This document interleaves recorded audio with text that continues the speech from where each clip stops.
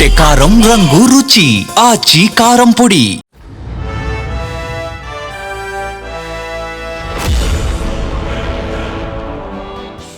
మహిళా సాధికారతలో నారీ శక్తికి, రాజకీయాల్లో యుక్తికి ఆమె ఓ ప్రతీక. కేరళ రాజకీయాల్లో ఆమె ఓ సంచలనం. కమ్యూనిస్టుల ఏకఛత్రాధిపత్యానికి తెరదించారు.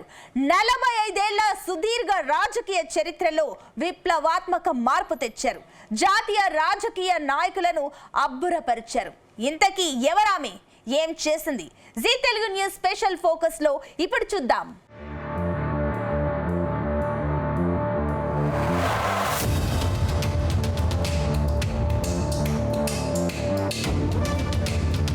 కేరళ రాష్ట్రం కమ్యూనిస్టుల ఖిల్ల. సుదీర్ఘకాలంగా కమ్యూనిస్టులది ఏకఛత్రాధిపత్యం. వీరి మద్దతుతో కాంగ్రెస్ పార్టీ ఉనికిని చాటుకునేది. ఇది గతం. ఇప్పుడు రోజులు మారాయి. ప్రజలు మార్పు కోరుకుంటున్నారు. అది నారీ శక్తితో సాధ్యమని శ్రీలేఖ నిరూపించారు.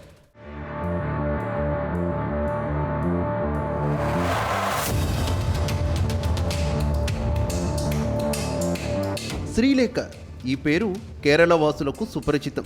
విద్యావంతురాలిగా, మేధావిగా, పోలీసు ఉన్నతాధికారిగా విశిష్ట సేవలు అందించారు. కేరళలో తొలి ఐపీఎస్ అధికారిగా బాధ్యతలు చేపట్టి ఆ పదవికి వన్నె తెచ్చారు. మహిళా పోలీస్ అధికారిగా ధైర్య సాహసాలతో సాగిన ఆమె తన పనితీరుతో అందరి చేత శభాష్ అనిపించుకున్నారు. రిటైర్డ్ అయిన తర్వాత ఇప్పుడు రాజకీయాల్లోనూ చక్రం తిప్పుతున్నారు. వ్యూహాత్మక ఎత్తుగడతో ప్రత్యర్థి రాజకీయ పార్టీలను చిత్తు చేశారు.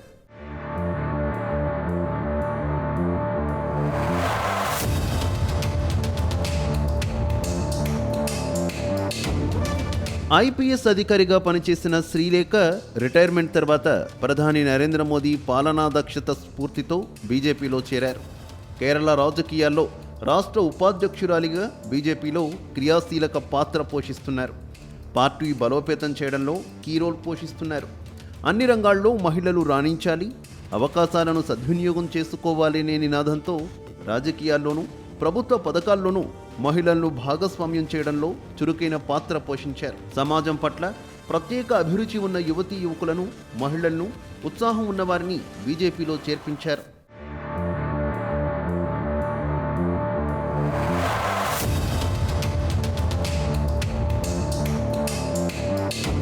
శ్రీలేఖ సొంత ఊరు తిరువనంతపురం. పోలీస్ శాఖలో ఉన్నత స్థాయిలో పనిచేయడం, రిటైర్మెంట్ తర్వాత సోషల్ మీడియాలో, యూట్యూబ్ ఛానల్ ద్వారా విశ్వసనీయ పాత్ర పోషించడంతో ప్రభావశీలిగా మారారు. తిరువనంతపురం రాజకీయ ముఖ చిత్రాన్నే మార్చేశారు. కేరళ గడ్డపై కమలం వికసించింది. రాజధాని తిరువనంతపురం మున్సిపల్ కార్పొరేషన్ ఎన్నికల్లో బీజేపీ చారిత్రక విజయాన్ని సొంతం చేసుకుంది. కమ్యూనిస్టుల ఖిల్లాగా విరాజిల్లుతున్న కేరళలో కాషాయ జెండా రెపరెపలాడింది. 45 ఏళ్లుగా కొనసాగుతున్న కమ్యూనిస్టుల ఏకఛత్రాధిపత్యానికి కాలం చెల్లింది. 101 మున్సిపల్ డివిజన్లలో 50 స్థానాల్లో బీజేపీ విజయబావుట ఎగరవేసింది. 29 డివిజన్లలో లెఫ్ట్ డెమోక్రటిక్ ఫ్రంట్, 19 డివిజన్లలో యునైటెడ్ డెమోక్రటిక్ ఫ్రంట్ అభ్యర్థులు గెలిచి ఉనికి చాటుకున్నారు. 2 చోట్ల స్వతంత్ర అభ్యర్థులు గెలుపొందారు.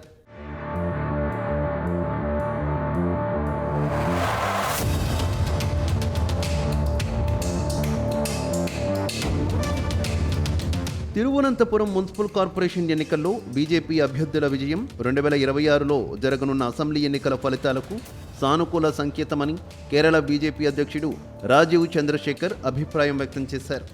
తిరువనంతపురం మున్సిపల్ కార్పొరేషన్ ఎన్నికల విజేతలను ఆయన అభినందనలు తెలిపారు. తిరువనంతపురం ఎన్నికల ఫలితాలపై జాతీయ అధ్యక్షుడు జగత్ ప్రకాష్ నడ్డా, ప్రధానమంత్రి నరేంద్ర మోదీ, కేంద్ర హోంశాఖ మంత్రి అమిత్ షా ఆనందం వ్యక్తం చేశారు. విజేతలుగా నిలిచిన బీజేపీ అభ్యర్థులను ప్రత్యేకంగా అభినందించారు. స్థానిక సంస్థల ఎన్నికల్లో అనూహ్య పరిణామాలతో బీజేపీ పుంజుకుంది. రాజకీయ సమీకరణాలను కూడగట్టడంలో బీజేపీ రాష్ట్ర అధ్యక్షుడు రాజీవ్ చంద్రశేఖర్, ఉపాధ్యక్షురాలు శ్రీలేఖ వ్యూహాత్మకంగా అడుగులు వేశారు. This is a very historic day in the history of Kerala's politics. This is certainly a very, very big day in BJP's, NDA's history in Kerala politics. You know today that we have achieved an unprecedented set of milestones thanks to the support of the people of Kerala. It more than anything else, it is an acceptance of the vision of Vikasita Kerala that our Prime Minister has put forward and that we have been talking about for the last 6 months. It is also a result of how the party and the coalition has worked unitedly together to spread this message of development to the people of Kerala. And today we are, without any challenge, significantly increasing our vote share, significantly increasing our presence in the local bodies. I think you will find after the data comes in by the end of the day and tomorrow that the largest growth of any coalition or any party in the state has been the BJP India in these elections. And I think if the Congress today is celebrating its victory over the LDF, let me just tell you that it is very, very temporary, because this is a vote against the LDF rather than a vote for the UDF. And in the coming assembly elections, you will see that the people will get an option between the NDA and the UDF, and the people will decide who they want to govern Kerala in the coming years.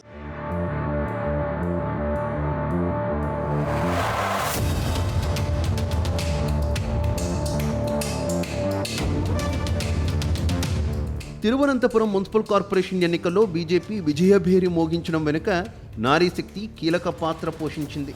శాస్త్రమంగళ division నుంచి BJP అభ్యర్థిగా బరిలోకి దిగిన Srilekha key role పోషించారు.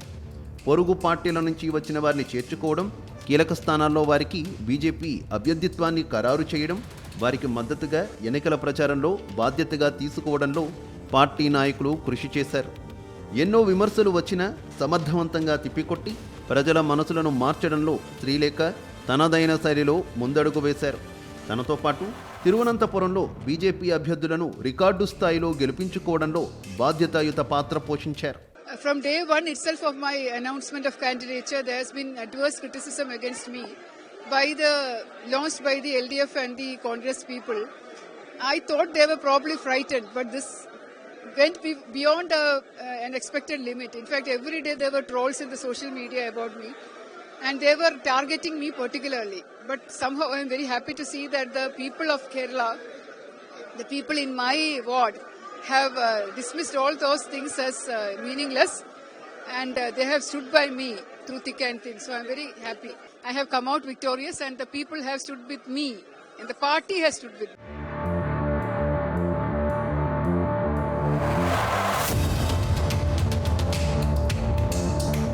అంతకంటే police అధికారిగా పనిచేసిన అనుభవంతో శ్రీలేఖ రాజకీయాల్లో మహిళా నేతగా, విద్యావంతురాలిగా ప్రజలతో మమేకమయ్యారు.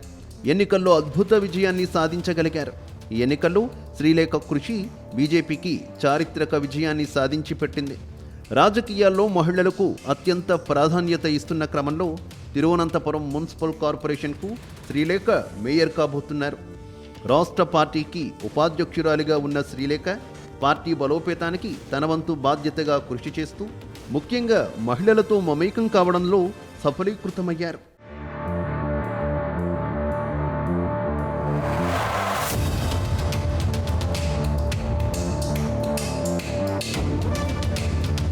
శ్రీలేఖ కేరళ తిరువనంతపురం నాయర్ కుటుంబంలో డిసెంబర్ 25, 1960లో జన్మించారు. అమ్మ రాధమ్మ గృహిణి, నాన్న ప్రొఫెసర్ వేలాయుధన్ నాయర్ రెండో ప్రపంచ యుద్ధం సమయంలో సైనికుడిగా పనిచేశారు. భర్త డాక్టర్ సేతునాథ్ చిన్నపిల్లల వైద్య నిపుణుడు. కొడుకు గోగుల్. ఇది కుటుంబ నేపథ్యం. ప్రభుత్వ స్కూల్లో హయ్యర్ సెకండరీ పూర్తి చేశారు. నాన్న మిలిటరీలో ఆర్మీగా పనిచేసి ఉండడంతో ఏసీసీ, ఎన్ఎస్ఎస్, డ్రామా, సంగీతం పట్ల అభిరుచి పెంచుకున్నారు. తిరువనంతపురం మహిళా డిగ్రీ కళాశాలలో ఇంగ్లీష్ లిటరేచర్లో డిగ్రీ పూర్తి చేశారు. కేరళ యూనివర్సిటీలో మాస్టర్ డిగ్రీ పూర్తి చేశారు. ఇందిరాగాంధీ ఓపెన్ యూనివర్సిటీలో మానవ వనరుల విభాగంలో ఎంబీఏ పూర్తి చేశారు. విద్యావంతులైన శ్రీలేఖ విద్యాధిరాజా కళాశాలలో లెక్చరర్గా పనిచేశారు. రిజర్వ్ బ్యాంక్ ఆఫ్ ఇండియాలో స్టాటిస్టికల్ ఆఫీసర్గా విధులు నిర్వహించారు.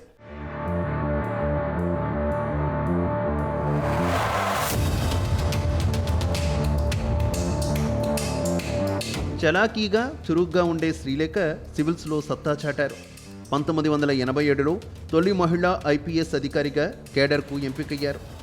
అళప్పూజ, పతినంతిట్ట, త్రిశూర్ జిల్లాల్లో ఎస్పీగా పనిచేశారు. సర్వీసులో చేరిన కొద్ది రోజుల్లోనే చురుకైన పాత్రతో మంచి పేరు తెచ్చుకున్నారు. 4 ఏళ్ల పాటు సెంట్రల్ బ్యూరో ఆఫ్ ఇన్వెస్టిగేషన్ విభాగంలో ఎస్పీ హోదాలో పనిచేశారు.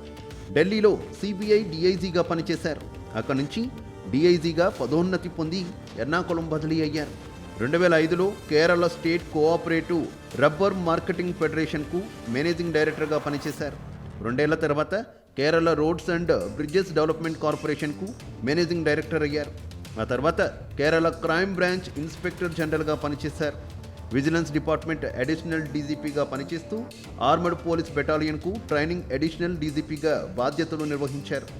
2014 ఫిబ్రవరి 15వ తేదీన home guards, community police, gender justice, Nirbhaya nodal అధికారిగా అడిషనల్ డీజీపీగా మంచి పేరు తెచ్చుకున్నారు. ఏసీబీ ఇన్స్పెక్టర్ జనరల్గా ఆ విభాగానికి వన్నె తెచ్చారు. అవినీతి అధికారులను గడగడలాడించారు. పోలీస్ అధికారిగా కఠినంగా వ్యవహరించారు.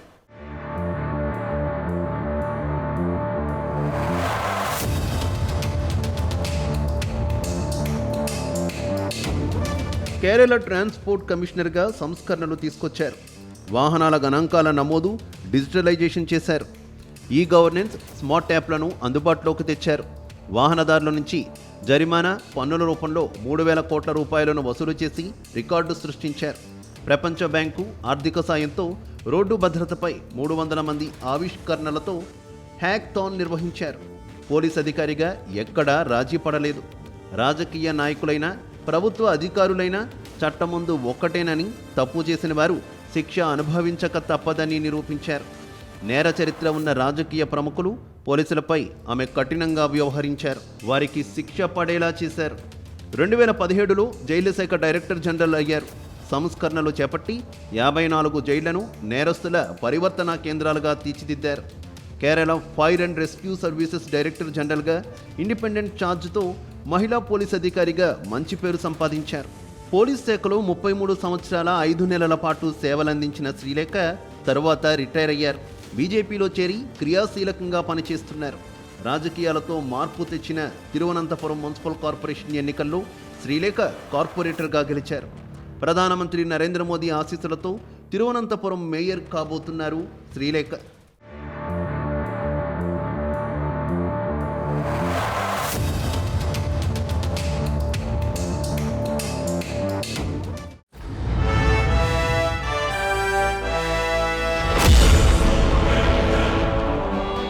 గుమగుమల వంటలే వంటలే తెరకొట్టే కారం రంగు రుచి ఆచి కారం పొడి.